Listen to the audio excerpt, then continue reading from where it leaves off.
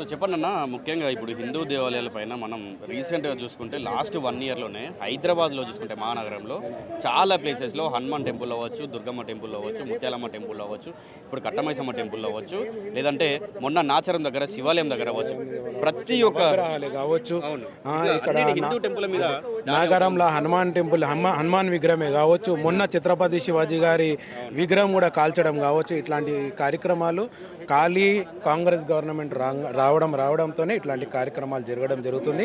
ఇట్లాంటి దౌర్భాగ్యమైన స్థితి మన హైదరాబాద్లోనే కానీ మన తెలుగు రాష్ట్రాలలోనే కానీ ఎందుకు జరుగుతుందంటే కేవలం రేవంత్ రెడ్డి వచ్చి ముస్లింలు అంటే కాంగ్రెస్ పార్టీ, కాంగ్రెస్ అంటే ముస్లిం పార్టీ అని జరగడం వల్ల పోలీసులు కూడా ముస్లింలకి సపోర్ట్ చేసుకుంటూ ఇప్పటి వరకు ఎటువంటి చర్య తీసుకోలేదు. మా అంటే తీసుకొని హాస్పిటల్ తీసుకుపోయి వానికి రాజమర్యాదలు చేసుకుంటా వాని డీసీపీ గారు తీసుకుపోయి కాపాడే ప్రయత్నాలు తప్ప మిగతా ఏమీ చేయట్లేదు. ఇట్లాంటి కార్యక్రమాలు అవునన్నా రిమాండ్కి తీసుకొని ఏం లాభం అన్న. లాస్ట్ టైం ముత్యాలమ్మ టెంపుల్లో ఇట్లానే జరిగింది, హనుమాన్ గుడిలో ఇట్లానే జరిగింది, నవగ్రహాలు అట్లనే కూల్చేసిరు, మన శివాజీ విగ్రహం కాల్చేసిరు. ఇవన్నీ జరుగుతుంటే కూడా ఇంకా రేవంత్ రెడ్డి ఇంట్లో నిద్రపోతున్నాడా? ఇంట్లో నిద్రపోతున్నాడు రేవంత్ రెడ్డి? ఏం చేస్తుండు? ఇక్కడ ఎవరున్నారా? సరే అన్నా, ఇగో ఆదివారమే కాదన్నా, అందరికీ హిందువులకి ఫస్ట్ ఈ హిందూ దేవాలయాల చుట్టుపక్కల ముస్లిం వాళ్ళు కూరగాయలే కానీ, పండ్లు విక్రయాలే కానీ, పూల విక్రయాలే కానీ ఫస్ట్ ఇవి ఆపియాలి. ఇవి మనమే ఇంటి ముంగట ముస్లిం వాడు రాగానే ఇచ్చారు అబ్బాయి అని చెప్పి తీసుకుంటాం. అవన్నీ ఆపితే కానీ ఇక్కడ మన హిందువులు స్వేచ్ఛగా తిరగలేరు.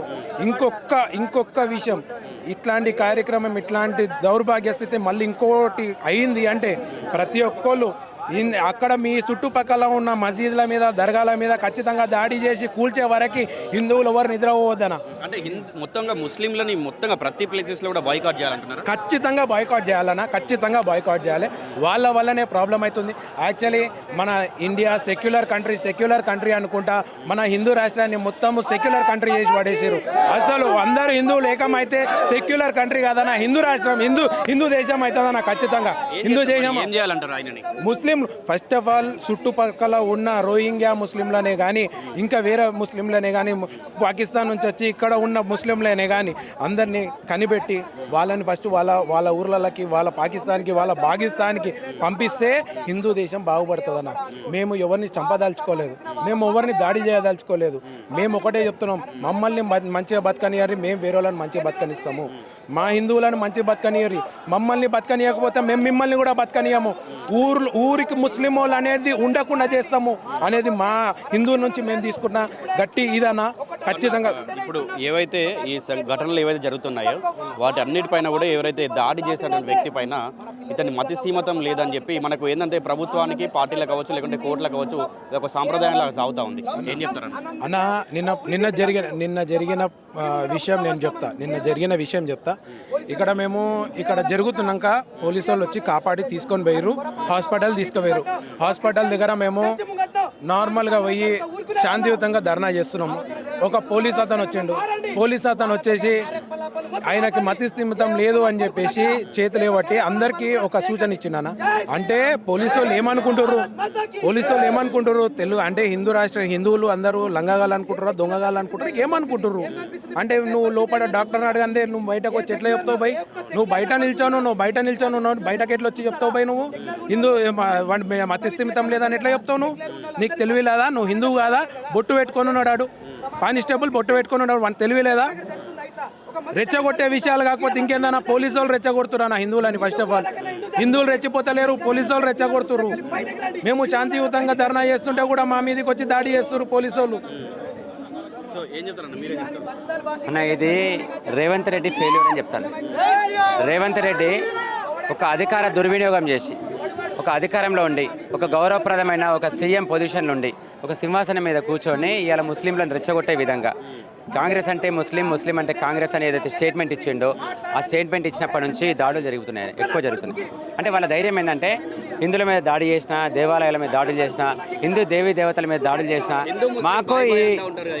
మాకు ఈ ప్రభుత్వం అండగా ఉంటుంది అనే ఏకైక భరోసాతోని వాళ్ళు ఈ మధ్యలో దాడులు ఎక్కువ చేస్తుండ్రు. అయితే హిందూ ముస్లిం బాయ్ బాయ్ అనేది ఓన్లీ హిందువులే పాటిస్తా ఉన్నారా, ముస్లింలు కూడా 100% హిందూ ముస్లిం బాయ్ బాయ్ అని హిందువులలో ఉన్న ఒక చాతగాని సెక్యులర్ హిందువులు మాత్రమే పాటిస్తారు.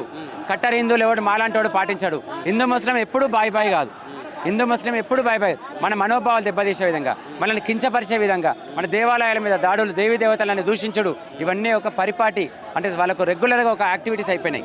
వాంటెడ్లీ ఒక మూలలో అయితే ఇంకో మూలలో అవుతుంది, ఇంకో మూలలో అయితే ఇంకో మూలలో అవుతుంది. వీళ్ళు ఒక ప్రీ ప్లాన్డ్గా చేస్తుండ్రు. ఇది బంగ్లాదేశ్లో ఏ రకంగా అయితే హిందువుల శాతం తగ్గిన తర్వాత దాడులు జరిగినాయో, మన హైదరాబాద్లో కూడా రేపు పొద్దుగాల హిందువుల శాతం తగ్గిన తర్వాత మన మీద కూడా దాడులు అదే జరుగుతాయి.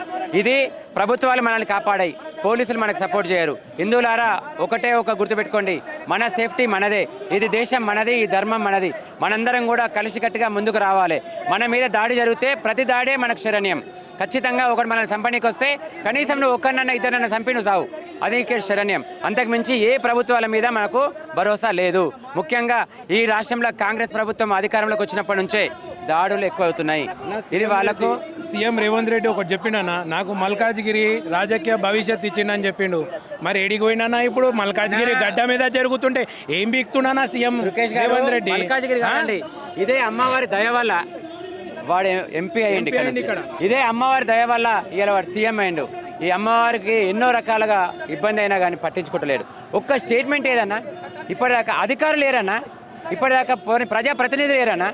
పొద్దుగాల మా రామచంద్రరావు గారు వచ్చిపోయారు, పొద్దున 10 గంటలకు వచ్చిపోయారు. ఇప్పటిదాకా ఒక ప్రతినిధి రాలేదు, ఒక అధికారి రాలేదు, ఒక collector, MRO, RDO, deputy commissioner ఎవరు లేడన్నా? ఎవరున్నారు? మల్కాజ్గిరి అంటే ఏమనుకుంటున్నారు అన్న మీరు?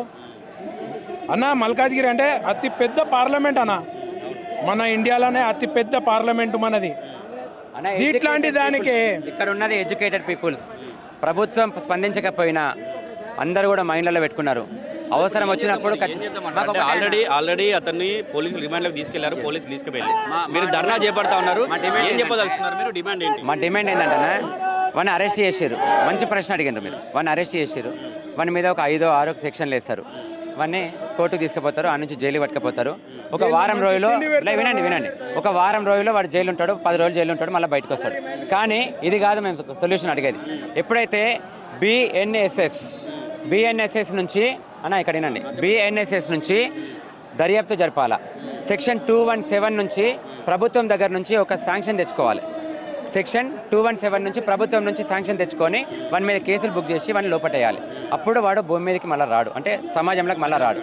వాడు ఖచ్చితంగా రౌడీ షీట్ ఓపెన్ అవుతుంది, వాడు లోపల ఉంటాడు. కానీ ఇవన్నీ చేయకుండా తూతు మంత్రంగా పోలీసులు కేసులు వేసి లోపడేస్తే బయటకు వస్తారు. మేము అదే అడుగుతున్నాం, బిఎన్ఎస్ఎస్ నుంచి ప్రభుత్వం నుంచి శాంక్షన్ తెచ్చుకో 217 ప్రకారంగా, సెక్షన్ 217 ప్రకారంగా తెచ్చుకొని చేయమని చెప్తున్నాం. వాడు బయటకు వచ్చేది వీల్లేదు, బయటకు వస్తే మేమే కొట్టి చంపేస్తాం.